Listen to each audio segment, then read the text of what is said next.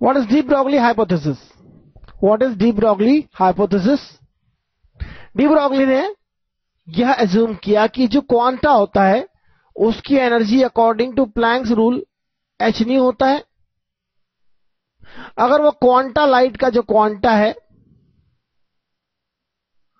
उसका मास अगर एज्यूम किया जाए m, नॉर्मली लाइट पार्टिकल का मास हम 0 एज्यूम करते हैं, नेग्लिजिबल एज्यूम करते हैं, लेकिन उसका मास होता है और उसकी बात हम करेंगे, कितना मास होता है यह बात करेंगे हम।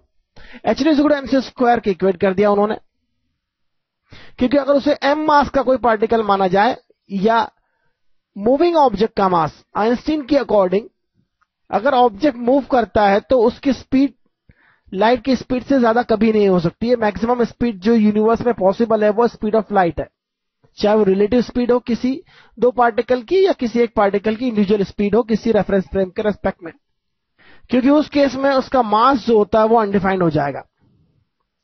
स्पीड ऑफ पार्टिकल अगर v है तो उसका मास जो है m is m0 upon √1 - v²/c² होता है। तो यहां m0 is called rest mass. What do you mean by rest mass? जब पार्टिकल रेस्ट में है तो उसका रेस्ट मास कहलाता है। तो वैसे तो फोटोन का रेस्ट मास 0 होता है। एक बात मैं आपको बता दूं, rest mass of photon is 0। This is very important point.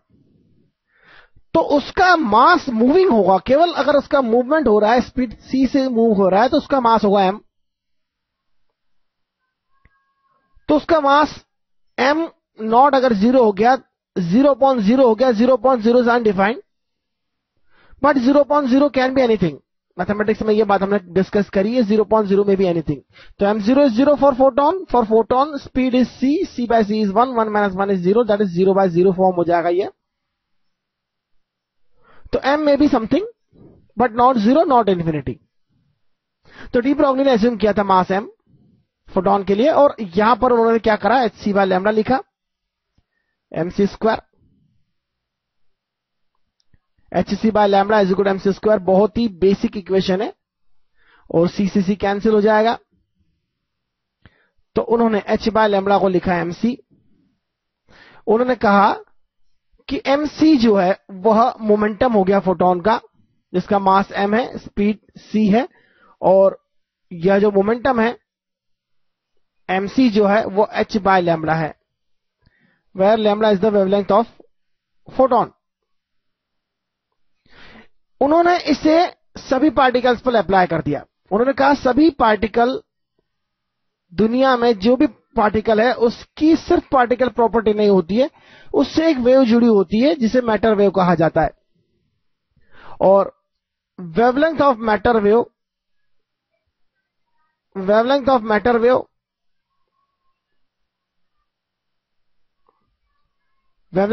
Wave associated with the particle जो होगी वह होगी lambda, that is equal to h/p। यहां आप देख सकते हैं लैम्ब्डा इज h/p, और उन्होंने कहा कि p की value mass of the particle into speed v के इक्वल होगा। तो जो फोटोन के लिए उन्होंने कहा था, फोटोन के लिए लीनियर मोमेंटम इज h/λ, तो उन्होंने कहा सभी पार्टिकल्स की वेव प्रॉपर्टी होती है और सभी के लिए लैम्ब्डा जो होगा h/मोमेंटम होगा। तो उन्होंने यह वेवलेंथ जो कही, that is called de Broglie wavelength, that is the wavelength of matter wave associated with a particle. अब आप सोचते होंगे पार्टिकल के साथ वेव कैसे जुड़ी हो सकती है, पार्टिकल के साथ वेव कैसे जुड़ी है, यह तो बहुत ही मुश्किल है, बहुत सारी बातें हैं इसमें, बहुत लंबा प्रोसेस है, पर मैं आपको कुछ बातें समझा सकता हूं। जो पार्टिकल छोटे होते हैं उनकी कैरेक्टरिस्टिक, उनके बिहेवियर को हम उसके वेव नेचर से ज्यादा अच्छे से डिस्क्राइब कर सकते हैं।